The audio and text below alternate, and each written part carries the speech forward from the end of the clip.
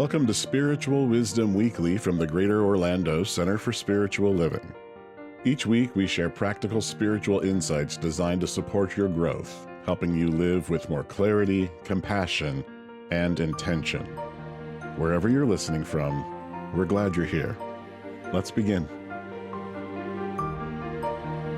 I am going to share with you the basic lesson on how God creates and how we create our lives within that allness of God. That may sound like kind of a tall order and sort of a significant claim on my part. One of the great challenges when we're talking about how God works is that we don't really have the language or the experience to encompass all of what that is. And this has been a conundrum faced by spiritual teachers throughout the ages. When they, even if they've had their own personal mystical experience and they've made that crossover, as soon as they try to share that information, words get in the way. And it becomes very difficult to actually communicate what happened. Because our vocabulary is very limited by the appearances of the life that we have, by our sense of separation. And so even when you have gone over that line, it's hard to ever tell anybody else about it. I am going to help with that complication by using a symbol, and there's one right over here on the wall and one in our right behind me. This is, I'll use that one so I'm not turned around by the time looking the other way. This was the main symbol for religious science until about 2000 when we switched to this new starburst concept and changed our names to Centers for Spiritual Living. We still refer to it as the teaching symbol. But right off the bat, here's another complication. I'm using lines and divisions to describe something that is infinite, immortal, eternal, omniscient, omnipresent, omnipowerful, that is first cause and contains everything within itself without division. So we've got language barriers and we've got presentation lines, but other than that, this stuff is really pretty simple. Okay, so just getting that out of the way. So here we go. So I'm going to start kind of at the macro level, and so the circle that goes around, right? When you are trying to use lines to describe the infinite and wholeness and oneness and eternality, the circle is a symbol we often use to represent that because it kind of, it's eternal and doesn't stop and that kind of thing. It has the advantage over things like the Mobius strip or the symbol in that you can put other stuff in there. There's some space inside a circle. So I think that's probably partially why we use that. The horizontal lines you see going across represent different attributes, but they are trying to talk about aspects of something that is not actually divided. Now, we do talk about the triune nature of God here, but we are not talking about three separate beings. What we are talking about is something that incorporates a creator, the substance and process of creation, and that which is created, all in one thing. Okay? So no real lines exist within the allness, but in order to talk about it, we draw these lines so that we can separate out these different aspects. And in the beginning, we probably all agree, there could only have been a creator creating out of itself everything that appeared. That's the base we're working from. So I call that the creator creating out of itself that which has been created, God, or spirit most of the time. And there's the final big challenge we often have, and that's semantics. Not only does semantics describe what a word means, which can be different for each of us, it also includes the emotions and the memories and the experience that we attach to a word. And so I do understand that God and spirit may not be the right words for you, and we may run into this in some other places. So what I can do, my side of the deal is, I'm going to try to describe these concepts and ideas as broadly and generally as I possibly can, and you're going to work to find the words within yourself that work for you to take in these concepts. And so I'm, God, Spirit, Allah, Yahweh, implicate order, cosmic intelligence. There's a peace quote we use here sometimes that calls it the great thumb. So, whatever your word is, whatever is receptive for you, feel free. And if that feels like a hurdle, just wait till we talk about soul. Oh my goodness, we all have different interpretations of that word. So, back to our model. The arrow that points down through all of this represents the passage in spirit from cause through the creative process and out into a form, a manifestation, right? So we have cause, process, form, idea, medium, effect, spirit, law, sometimes referred to as soul, body, right? We use these terms kind of interchangeably with that. Here's what Ernest Holmes, our founder, had to say about this. This is the manner in which nature creates. It contemplates. As a result of this contemplation, it lets fall the seed of its thought into the universal subjective, which, being law, produces the object thought about. That's the description. Now, at the micro level, we operate in the same way. Our thoughts and the feelings that are associated with them go into that same receptive section, and it then produces what we fed into it.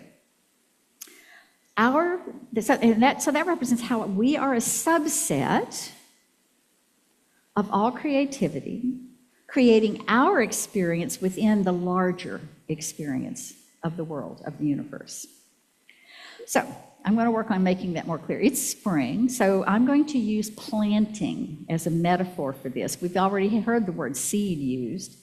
And I find it easier to grasp these metaphysical concepts if I have a kind of concrete physical one to tie it to.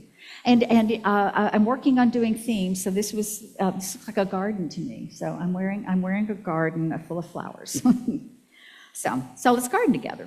Now, in this metaphor, we can kind of think about spirit as like the sunshine that is just beneficently smiling down on everything all the time, always ready to provide all of the energy and all that is needed. Then we have our soil. The soil in the garden is the same as the soil creative medium in the universe, and in it, all of the laws of growth take place. That's where everything happens. And ultimately, from all of that, a plant grows of some sort. That's our matter, our effect, our manifestation. So where we fit into that is we take the position of cause. We sit up here in this concept and have causation that drops through there, and we do that cause by, in our garden, planting. We are the ones that choose. I'm going to go with seeds. Now, I got to admit, in my own personal garden, I usually start with something that's already started growing because I like the look of that. But we're going to talk seeds because sometimes in our thinking process, things are not developed yet, right? So we are the ones, we choose the seeds, and we do the actual action of planting those seeds into the receptive medium. So what are you going to grow? Flowers, vegetables, trees, bushes? What kind? Ooh, choices, lots of choices. When are we going to plant? Where are we going to plant? Well, now we're kind of hitting one of our first stumbling blocks, is we have so much choice that sometimes we get a little overwhelmed. But here's the first really, really important point. Not choosing is a choice. Not choosing is still a choice you're making. It's a choice to accept whatever happens to show up in your garden. Because the sun's going to shine, the soil's going to take the rain and the nutrients and do whatever is encoded in that seed and produce whatever's out there. So it's happening. You cannot turn nature off. You cannot turn the creative process off. It is working on whatever it's given. So what's in your garden, if you don't make any other choices, could be you could have some thorns and weeds and thistles out there. But that's not necessarily the case. There are potentially beautiful flowers there from things that are happening, from things that other people may bring them in. They may drift in from somewhere else. You'll have some beautiful flowers. You may have some flowers from your own past that are beautiful, but they may not be exactly what you're now desiring. You might want a different view. You might not want the view that you're getting, but you are choosing to have the view you have by not making other choices, by just letting that happen. Because the creative process is working all the time. Okay. But let's move on. Let's just say we are going to make choices. We are accepting our role as the commander of our garden, and we're going to make choices. Now the old adage is you reap what you sow, and you must sow if you wish to reap. Those all are going to come into play. So if you plant tomato seeds, what do you get? You get tomatoes. That's the way the creative medium works. It just does what it does and produces what's encoded in the seeds it's given. It doesn't make choices. It doesn't decide to grow something or not based on whether it likes it well or not. Tomato seeds grow tomatoes because that's what's in the seed. They cannot grow carrots or zinnias. If you want zinnias in your garden, you're going to have to plant zinnia seeds. No amount of begging changes the creative medium's idea. No amount of begging changes what the soil does with the seed. It doesn't matter if you are the best of humans or the worst of humans, the seed you put in there is going to grow according to what's in the seed. And that's how it works in our life. We make choices, and usually we are making them with a combination of our thinking and our feelings about our thoughts. And here's another one of those significant, important points. Our choices are not just the things we say in our prayers or just the things we say in our affirmations. They're not just the things we say out loud with a great amount of enthusiasm or after we've done some ritual that we believe is the thing that gets God to come pay attention to us as though God was somewhere else all along instead of right here, right? That it's not operating just on that. It's operating on the totality of our thought. The totality includes our conscious thinking and our subconscious thinking. I'm not going to do my whole iceberg thing, but you know the consciousness part is kind of small, and the subconscious is pretty big down there, right? The soil does not care how or why the seed got there. Doesn't care whether you really meant to put it there when you were thinking about it. It just deals with it and produces it. And, I think one of my talks recently, I had looked up, we have like over 6,000 thoughts a day that they can actually measure. That's the thoughts that science can say are actually distinctive measures in somebody's mind. And that's only, I presume, conscious.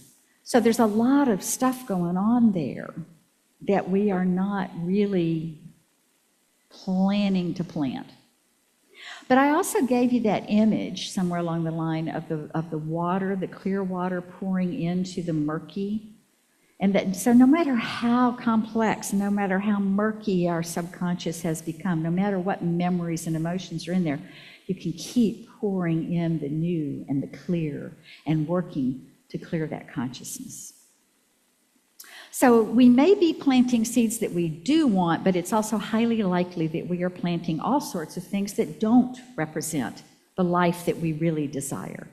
So here's some questions that you might want to consider. Who is planting in your garden? Are you the only person planting in your garden? Are you the artist at heart that's practicing law because that's what the family wanted? That's not your planting by choice. Are you busy planting safety for your children to the point that you haven't saved a space for your own nurture? Who's doing the planting? Your family, your culture? TikTok influencers, right? The song today, make your own kind of music. We could have sung the same song, plant your own style of garden, right? Put in there what you want. Make it the things that you desire, not what you've been told or what you think make others happy. Another question, what is keeping you from planting what you truly desire in your garden? It's probably an even bigger problem. Are you concerned that you don't really deserve it? Have you bought into the idea that things just never work out for you, that the universe is against you, the deck is stacked for the other guys, whatever? Have you bought into the fears that other people are peddling? Is it understood in your family that we only go so high and we only earn so much and we are only this amount of happy? Because that's what our family does. You want to fit in, got to stay with the limits. What is keeping you from planting what you want? Even if we do carefully select our plants and our seeds as those things that we really want to reap, then if we want our garden to flourish, we've got to tend to the garden, right? You got to pull some weeds. Weeds choke out the new plants that you're trying to put in there. You've got to find some nutrients and some extra fertilizer, perhaps. That's easy to think about in the garden concept, right? We all understand we want our garden to look great. We're out there with the hoe and we're pulling and we're trimming and we're fertilizing, or if you're really lazy like me, you're paying other people to come and fertilize. But we have some weeds in our own gardens that we may not even be recognizing as weeds. We may be really very fond of them, as a matter of fact. We have these old stories that run in our heads. It's part of our identity. It's part of how we explain ourselves to the world. It's part of how we've defined our place in the world.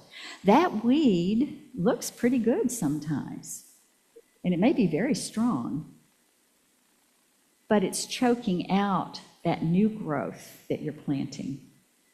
It may be your former successes and accolades that you've received. They can be beautiful, beautiful flowers. But again, are they taking up space and nutrition that you would really like to redirect into something new? High financial reward for a job that you're really good at, but that isn't nourishing you. Very powerful, beautiful weed. Are there emotions attached to the very concept of success that are choking out some of your new ideas? Are you even taking time to do the weeding? Or are you just so busy? You planted, you got really clear, I want this, and you did affirmations, and you did your work, and you're doing your treatments, and then you got busy. Now, sometimes getting busy is the best possible thing that can happen because you quit having plan B and doubts. So it's not always a bad thing. But for the most part, we have to keep tending to things. We need to fertilize with things like our gratitude and acknowledgement, right? First, just notice the new sprouts coming up. Hallelujah. Are you continuing to plant more seeds? You got to keep putting in the seeds you want so that your garden is always fruitful, right? If you just go once round and then go back to the same saying, then maybe you don't get the change you want. You want to be fruitful in your garden, so you got to keep on planting. Our mental, our emotional, our spiritual garden of life needs careful and consistent attention. And then there's another thing real gardeners do that can affect us in our life process, and that's they pull the plants up before they're done growing. Right? If you go out there and you grab you planted carrots and there's a sprout, oh my God, I've got a carrot sprout. There is not much to eat on the other end yet, right? Because you have to be patient. You have to wait for the process. The whole huge oak tree is in that little acorn. All of the coating that produces the giant oak ultimately is in there from the very start, but there's a process that has to happen before the acorn becomes the tree. So there's some patience that has to be in there. Now, on the other hand, the ability to pull out the unwanted is actually one of the powers that we have that we can exercise in our gardens. So it's not just the weeds. If you change your mind about what you want, if you identify something as done in your life, you can pull it out. You can completely rearrange and redo your garden anytime because you have that power. And that, all the way back around to that one about too many choices, oh my gosh, you can try things out.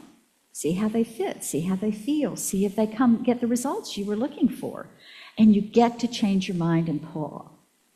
So let's do a quick recap and then talk about a few ways to activate this process. And this time I am going to share some quotes, they're short, from people that you think might think are pretty far removed from the concept of spirituality. These are going to be 3 physicists we're going to talk about. The first one is Max Planck. Max Planck said, he's a theoretical physicist, he said, all matter originates and exists only by virtue of a force. We must assume behind this force the existence of a conscious and intelligent mind. The mind is the matrix of all matter. Well, I'm going to go back over here because, so I think the force he's talking about is this middle part here, right? There's this force, this existing knowledge of how to produce things. And this is mind, we like to call it mind up there. And that exerts cause into this force and produces the matter, right? So that is the matrix of matter we've been talking about all along. Arthur H. Compton is a U.S. physicist, and he won the 1927 Nobel Prize. Well, he shared the 1927 Nobel Prize in physics. And he discovered the particle nature of electromagnetism. So for a long, long time, we thought light only ran in waves. And now we've discovered that it can be wave or particle. And you've all probably heard that, but you may not have ever known that that was the Compton effect. So Compton said, the opportunity to share with God the shaping of the conditions of life is a tremendous responsibility that comes with freedom. It's just what we're talking about. That's cosmic, that's personal. All looks the same, all works the same. We co-create with God. And it's a responsibility that we have. Wow. That really, really aligns with everything we've been talking about. We are dropping our cause into the law which obeys, doesn't discriminate, always active, always creative, following the law no matter what, and delivering whatever order gets put into it. And the final one I'm going to quote is a quantum physicist. So we've got a kind of a broad range of physicists here, and this is Amit Goswami. You might recognize him if there was a movie called What the Bleep, which I think also got renamed of something about Down a Rabbit Hole. I can't remember the new name of it, but he was one of the speakers in that. He says, when consciousness collapses actuality from possibility, there is room for free will, for creativity, and for divine purposiveness. So here we go again. When consciousness collapses actuality. Well, here's into actuality, right down. Actuality, this is our experience of life. From possibility. Now, we tend to talk about the top as the possible, but you know what? It's actually all over, right? Isn't it? Here we go again with our lines and our divisions and our demarcations. Possibility is actually the whole thing without lines and boundaries because it's the very nature of the matter matrix. And because it contains all, capitals, all possibility. Cosmic universe, the allness, the oneness, the wholeness contains all possibility and the knowledge and ability to bring that into being. It all exists there and all it needs is causation. And that is what we provide in our lives. That is how we subset out from the barrier into our own lives. So, we are that free will and that creativity that Goswami's talking about. So what this all comes down to is this marvelous, amazing answer to that question we're always asking, why am I here? Why am I here? To collapse possibility into actuality in creative and wonderful ways. That's what we're here for, collapsing that into our life. And once we've done that, to recognize and acknowledge and appreciate and give our gratitude to how it has showed up, not just in our own lives, but all around us, right? And the whole world is being created by all of us together. Some of it was already here as a ground that we operate in. And I have an example of that, just a moment.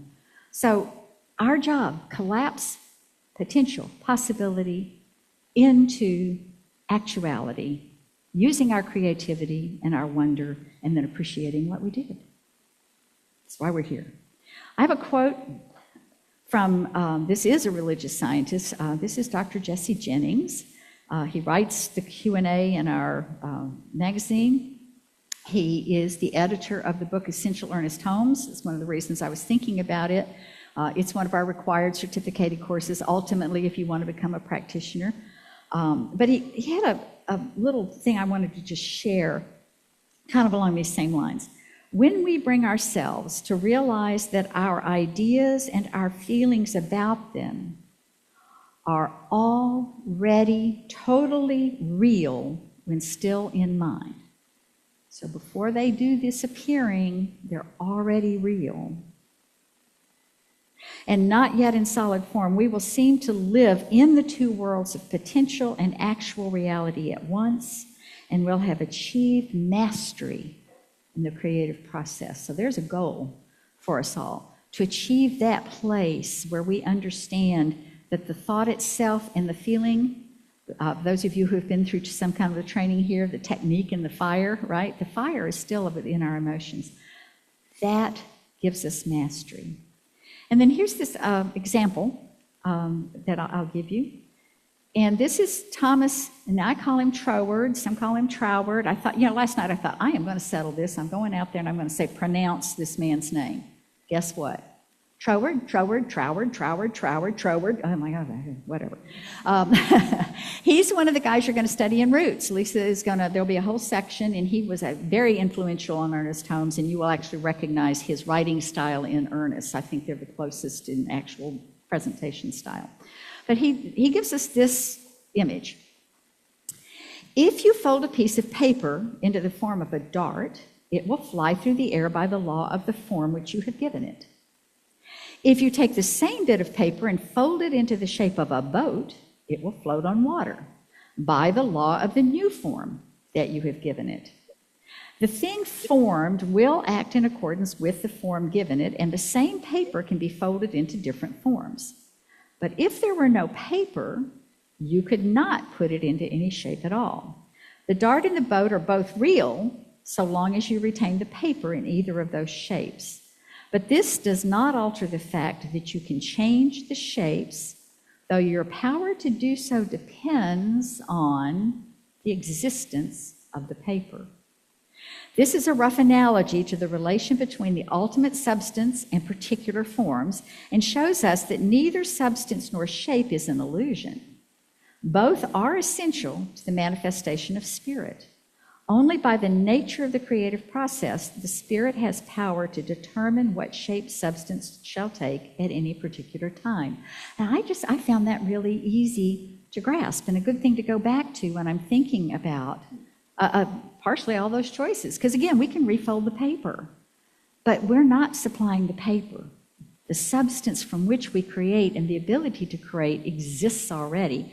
And we are just shaping away, making our choices. What form do I want it to come into? What bucket do I want to build for my potential? So, I got to go quick. We used a lot of time before I got up here, and I got more to do. Okay, so quick crash course. How do we keep this going now? How do we actually activate this? Well, keep coming here, because there are like-minded people and teachings going here, where there are people here that believe this and will encourage you in how you're working with it. We have classes. You mentioned the reading. There's always your sacred reading. There's a list of practices that came out of our previous course, and let me just journaling, listening, sacred listening, very important, affirmations, meditation, visioning, spiritual mind treatment. There's a fear to faith process. I don't know that we've done that outside of classes. We might have to present that to everyone. Gratitude. Sacred giving, sacred service, forgiveness. These are all practices that help you put this to work in your life. So we're here. We have tools. We have encouragement. We have love. And we would love to help you activate the creative process as you wish it to be and not as it is just showing up in your life. So I'm going to complete because I see the clock. That's all you get today. You'll have to come back for the next part of the lesson. Okay, namaste. Thank you for spending this time with us on Spiritual Wisdom Weekly from the Greater Orlando Center for Spiritual Living. If this episode supported you in any way, we invite you to stay connected. Listen again, share it with someone you care about, or simply carry what resonated with you into your week. Until next time, take good care and keep growing in spirit.